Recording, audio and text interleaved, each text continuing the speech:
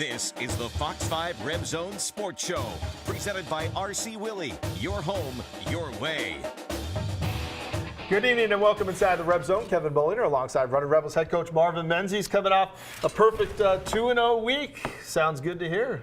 Hey, I'll take them. I'll take them both, and hopefully we can get two more. Obviously the focus is to pick up wins here and chip away. At what point do you start seeing where everybody else is for positioning for the conference tournament?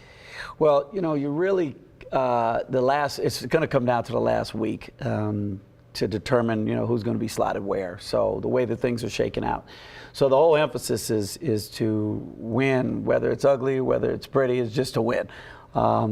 Winning could solve a lot of your problems that may have existed in your program. We didn't have a lot of chemistry issues, or the guys were really all get along. But I thought the way that we were victorious against San Jose State was an opportunity. I just felt like, I think Frederick Douglass was the one that says, there is no, or you can't have progress without a struggle, or something like that, paraphrasing. But it's really true. And I showed the guys the quote today, and we talked about it a little bit. And then we talked about, okay, guys, you guys tell me, forget X's and O's. You tell me what was the lesson from this game. And we engaged in a 10-minute conversation, no more than that, but just all of them giving their thoughts on, we got to start more locked in, we got to do this, we got to do that. And so it's an opportunity to grow. I know it isn't, always going to be pretty. So those are great opportunities, especially for a young team. So now we have to parlay that, learn from that lesson right into another kind of similar game where you're going with a team that doesn't have a great record but plays better at home. A couple real talented guys, especially Justin James, and so you're going to have different set of challenges, but similar in the big picture of not having a really good conference record, but plays good basketball at their place. Well, let's start our look at the week, and we're going to start with that game at San Jose State on Saturday, where the Running Rebels fought through a rough shooting game, but they came home with the W.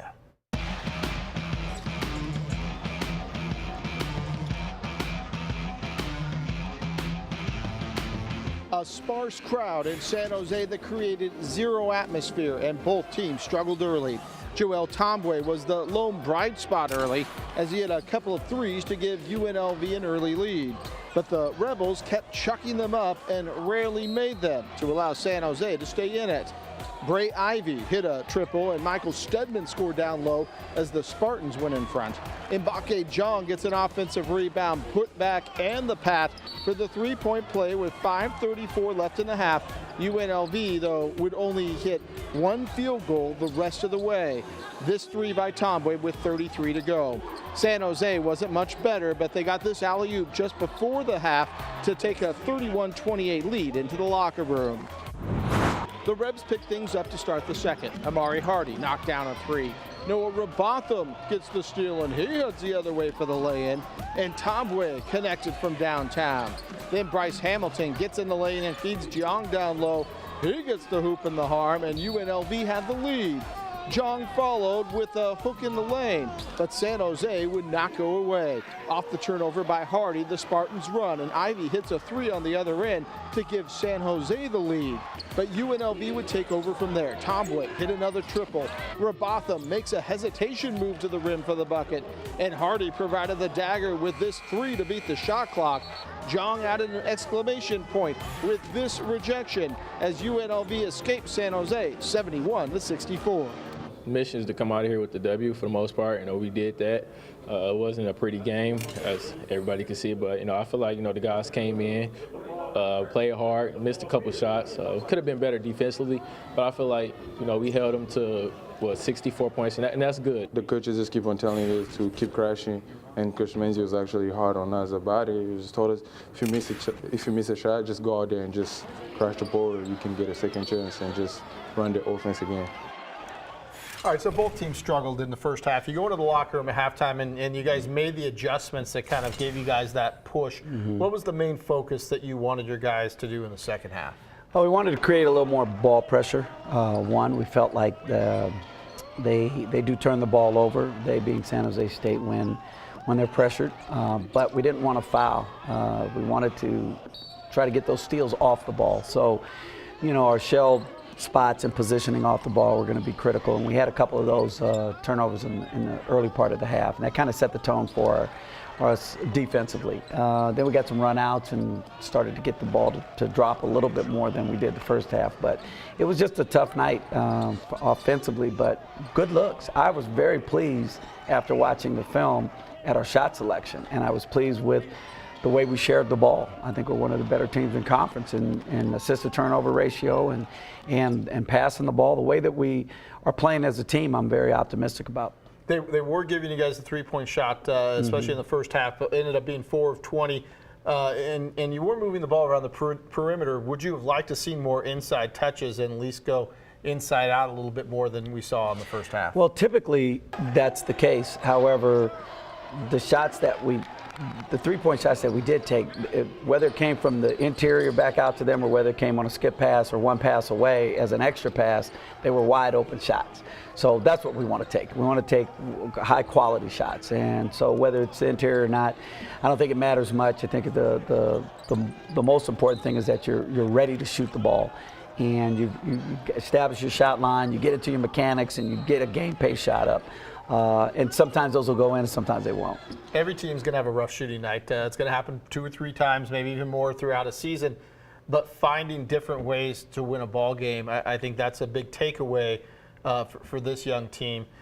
Chris Clyburn struggled shooting, but comes up with a ton of rebounds, double-digit rebounds, and the defensive pressure. I mean, those are those little things, I guess, that is all part of the growth of this program. There's no question. I told the guys that after the game. I think San Diego State, beat Boise at home, and San Diego State was like 37%, shooting it, but they won, and they won at home by their defense. I think Boise State might have only been 36% or something of that nature. But the point is that defense inevitably is going to keep you in games. You're going to have to make some shots sometimes to win games, obviously, but you can be in a game if you just play stellar defense. And then, to San Jose State's credit, I mean, those guys could have easily folded 4, 5, 6 games ago. But Coach Prelude has them playing hard, and he has them playing as well as they can with what they have to work with right now. I like their young guys. I think they got a couple good guys sitting out,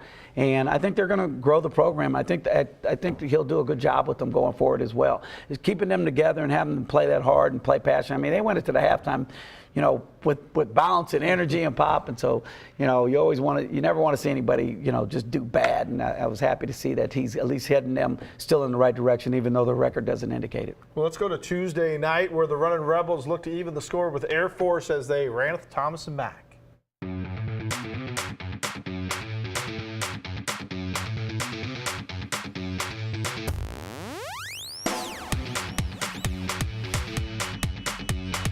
Air Force rolled into the Thomas and Mack as the Runnin' Rebels looked to avenge a loss in Colorado Springs a few weeks ago. The Rebs jumped out early. Chris Clyburn hit a 3, and Mbake Jong backs his man down and makes a move for the lay-in. Amari Hardy got rolling for a big night with the triple. Then some D and hustle. Noah Robotham pokes the ball away. Hardy ahead to Robotham and back to Hardy for the lay-in. Air Force would hang top.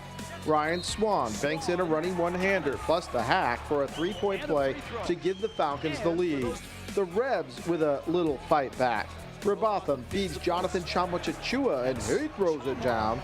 Then Hardy with the drive and hesitation move, then goes in for the lay-in. Nick Blair gets in on the action with the finish with the left hand. Lavelle Scotty was a force to be reckoned with.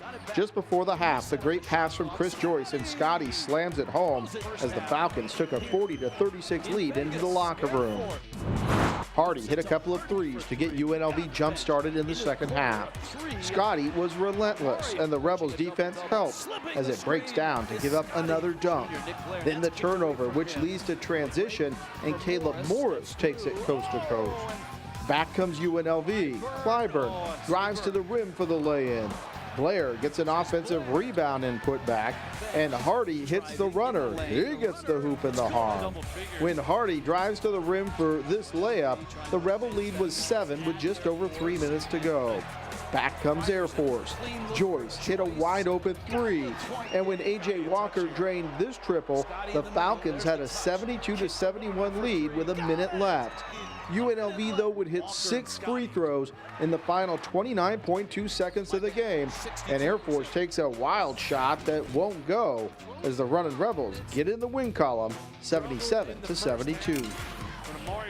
So Amari Hardy was sensational in this game. How important in his progress and maturation is it to see him take the team on his back once in a while and carry him? Every once in a while, you want to see somebody do it, right? Joel was the scorer for us against San Jose State, and Amari was against Air Force.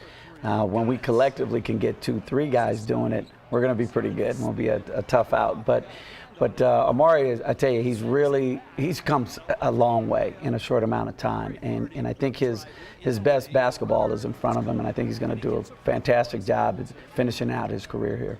Defensively, there were some struggles at Air Force earlier in the conference season, and it got shored up a bit. There were still some breakdowns once in a while.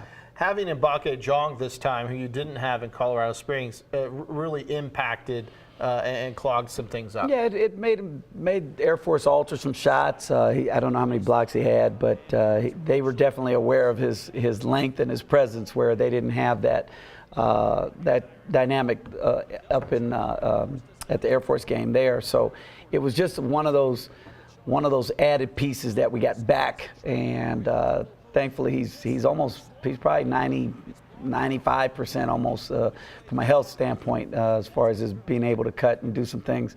So we're feeling good about that. And I tell you what, he's a fun kid to coach, boy. I tell you, every time I bark at him, he gives me a big smile and says, "Got you, coach," and just kind of like, okay. I mean, he just diffuses you right away. So, and the whole team is just really, I'm really enjoying coaching these young men. Well, we're going to take our first break right now, but when we return, we're going to look at the week ahead with a roadie in Wyoming, followed by a home game against San Diego State. We're breaking it down with the coach next in the zone. You're watching the Fox 5 RebZone Sports Show, presented by RC Willey. Your home, your way. All right, so this week we have a couple of big games here starting at Wyoming on Tuesday night. Yep. Team traveling up to Laramie. Let's talk about Justin James, because he's the guy that kind of makes them tick and makes them go. I think I saw a stat where he's been involved in something like 70% of their scoring, whether it's on the assist or scoring level for them in the last few games. Well, Justin's, I think he's an NBA player. He'll definitely get a shot. It's just hard statistically to break down his numbers and say, okay, he's an NBA guy. But when you watch the game and you watch his IQ and you watch how much he's involved with the offense, if he had more experience around him, maybe, the winning would probably be at a higher level. With all the guys they have out, it's tough for coach to have the winning when you have that much experience sitting out. But I think he's going to be a big-time professional. I think he's going to play for a long time. He's just a steady Eddie guy. He knows how to play the game. And that's really what he does. He knows how to play the game. We bring up the elevation every time we go to Wyoming. The highest court in Division I college basketball, 7,220 feet. There were some struggles in Colorado Springs with the breathing a little bit. Yep. Going there first and now to Wyoming, do you think guys will maybe get a better handle for what they're walking into? Or well, you would hope so. Can it make a difference in the game? You would hope so, because a lot of our guys hadn't experienced that at all. So we do as much as we can to ward off the mental part of that, because you're going to get fatigued, you're going to be tired when you play hard anyway. So do you get the fatigue hit the wall a little bit sooner? Maybe. Yeah. So what? You sub and you get somebody else out there that's fresh and ready to go. But I don't feel like teams are won and lost based on the altitude. I think it's more about your approach, your scouting, and your effort, whether or not you bring that to the table. And if you do, usually the better team wins. Then on Saturday night, San Diego State comes in. Always a high-profile game. Yep. These two programs have gone at it for many, many years. When you were in San Diego, obviously the athleticism of Jalen McDaniels really hurt I assume that's going to be part of the game plan to kind of slow him down, clog things up. Yeah, they were good from a lot of different positions, to be honest with you. Jalen definitely was good. We're going to have to try some things differently just to make sure that we give ourselves a better chance to win the game. They're a talented team, and they're going to be one of those teams that when we get to March, nobody's going to want to go up against them because they do have an NBA player in him and some great supporting staff around him too. So again, it's going to be one of those games that I'll start to really focus in. But right now, I got to knock out this Wyoming game first. First things first, and first things first for us, we're going to pay some bills. Time for another break. Straight ahead, though, a closer look at Jonathan Tchamwa Tchatchoua, a young raw talent who picked the game up late, and his first basketball influence will surprise you. Find out more in just 2 minutes as the Red Zone rolls on.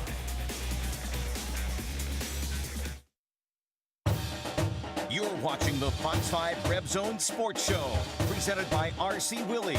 Your home, your way. We are continuing our look at some of the new running Rebels. Here's more with Jonathan Tchamwa Tchatchoua.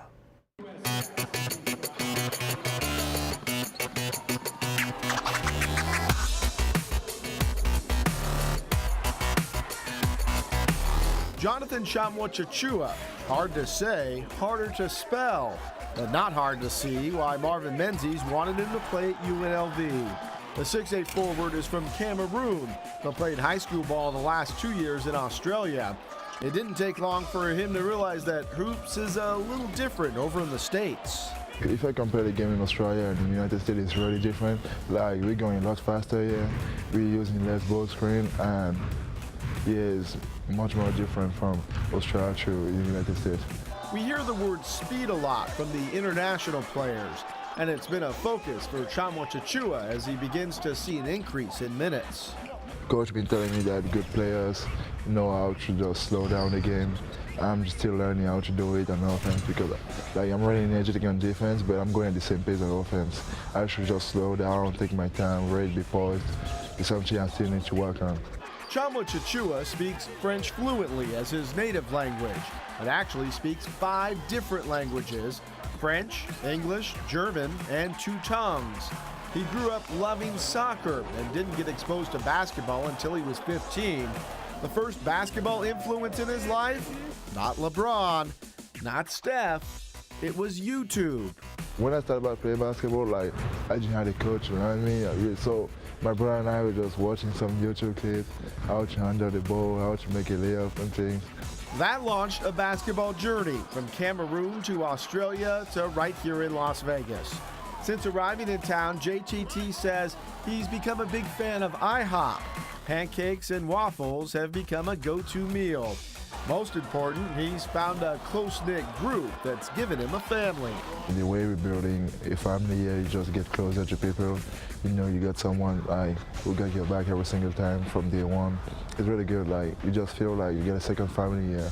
As for what to expect the rest of this year and beyond, Tchamwa Tchatchoua says he's only going to get better. I'm just getting started because I'm still learning the game. I'm learning every single day. I practice. I'm trying to get more every single day. All right, so here's a young kid. It's easy for us to forget that he just picked the game up 3 years ago. Yeah. He didn't grow up with it like most of us do in the States. Very raw in terms of what you're working with as you're trying to mold him. Yeah, we are. And if you look at if you backed up even further and you looked at our recruiting paradigm and how we're trying to build our program, with high character kids and everything that I always talk about, he fits every checks every box except for the experience or coming from a winning program, which is something that we like to do. But all of the character that he has and all of the he's such a self-starter. That work ethic is hard to find. Guys that are really truly gym rats and love to develop and are passionate about the game. So you kind of just said, well, I gotta trust that we can coach a little bit too and develop. So he reminds me a lot of Pascal Siakam, also from Cameroon, in the sense that he was very raw when I got him and when he came to the U.S., but he just was a gym rat and he continued to work on his game. Pascal had 44 points the other night, and we were texting back and forth, and it's just amazing to see the journey. So hopefully we'll get him along that same track, and he'll have the same success that Pascal is having now.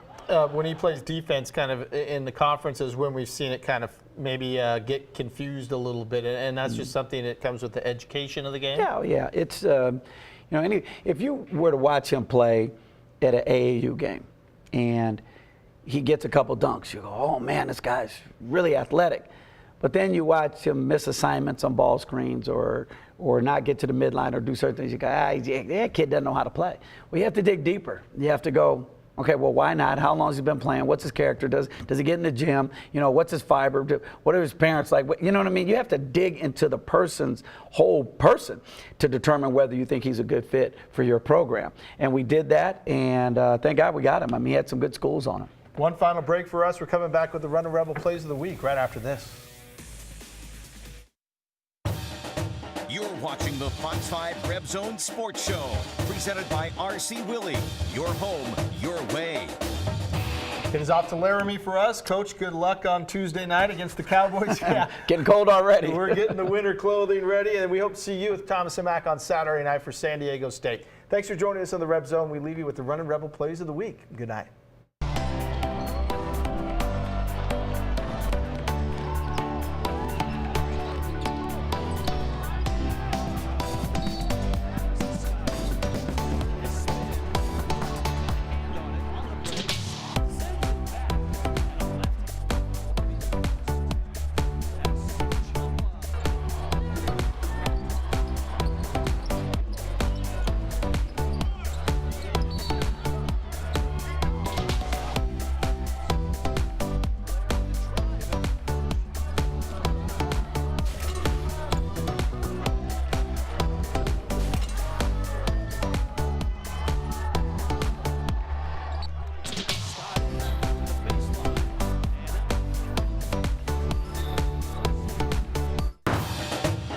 Fox 5 RebZone Sports Show was presented by RC Willey. Your home, your